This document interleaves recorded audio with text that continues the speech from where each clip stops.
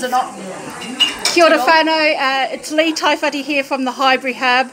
I'm so sorry, sorry Fire, I didn't push record. So kia ora, welcome. Yeah. Hi there, I'm Kath and I'm the admin of the Friends of Te Patikitiki Library. We just had a big meeting here with a representative from the Palmerston North City Libraries, and they were wanting to know what it is that our community needs from this space. We're wanting to hear the positives and the negatives, basically an assessment of what the direction for this library should be. And big shout outs to Fire Ruth, because she really is the heart of our community. We basically went over the things that we thought were absolutely fabulous about this space, the fact that it's a warm space in winter, which our community can access, that we've got accessibility for people who have mobility needs, we've got support for the elderly and the infirm, people with disabilities, and support for kids, little kids.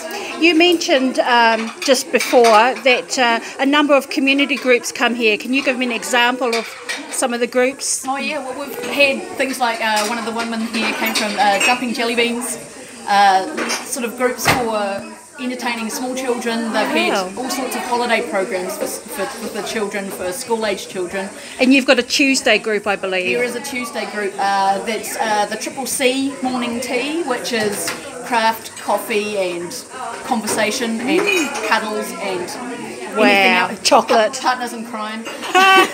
What time is That's 10:30 on Tuesday mornings through till lunchtime, and it's always fairly busy, and we have quite a regular group there of people that come along. So what was your feeling about the meeting that we just held? Did you think it was that we generated some positive feedback and brainstorming? Well, I think it's a testament really to the fact that this is a community place.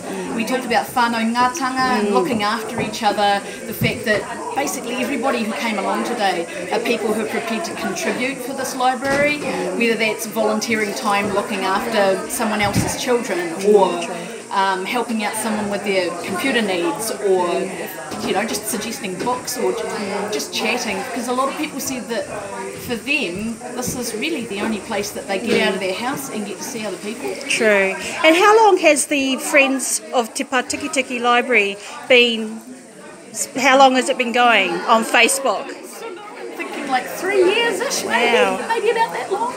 But yeah, it was a group that was set up because a whole bunch of people were saying, hey, why isn't there a Facebook group? And well, we'd been told that I think Ashurst had set up a Facebook group, and so it was a few people asked me, because I had experience in running Facebook groups, if we could set that up, and it's been used for sharing things like events that are upcoming, and advertising things like Kite Day and just little things to get people together for matariki and things like that. So yeah. Do you think that today's meeting was a way to move forward for the continued development of this library? Do you think it was a positive? I think it was a huge vote for the status quo for the most part. There were very few things that people felt really needed attention.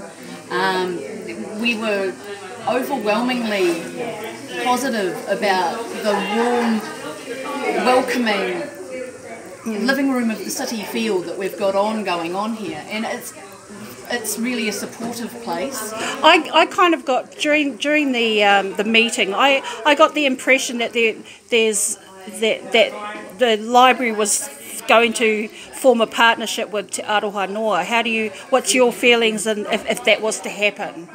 Well, I think that it's really very much in the precursor phases at the moment. They're after the consultation of the community, and they're hearing a resounding, we want this here, yes. We want to stay here, we have nice setup here, we have a place for small children, we have a place right by Monrad Intermediate, so we have support for those kids, we have support for the elderly in our community.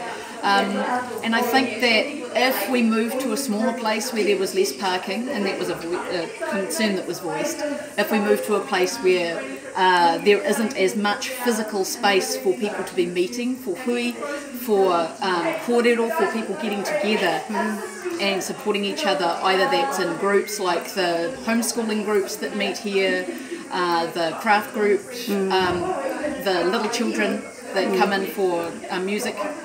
Wow. Yeah, if we didn't have the space for that, we wouldn't be able to have the space for all our people, for it to be our whānau, you know? Would you like to, before we finish, is there anything that you'd like to give a shout out to, or is there anything that you'd like to add before we close? Well, I've already mentioned Whaia Ruth, but she always deserves another mention.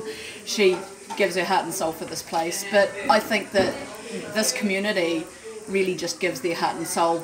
They come in here, we've had people who come in here and help set up displays, we've had people who come in and help other people, you know, write up their CVs, all sorts. So I think, just thank you Highbury for being Highbury. So as someone who lives in Highbury, what do you like about Highbury? What do I like about Highbury?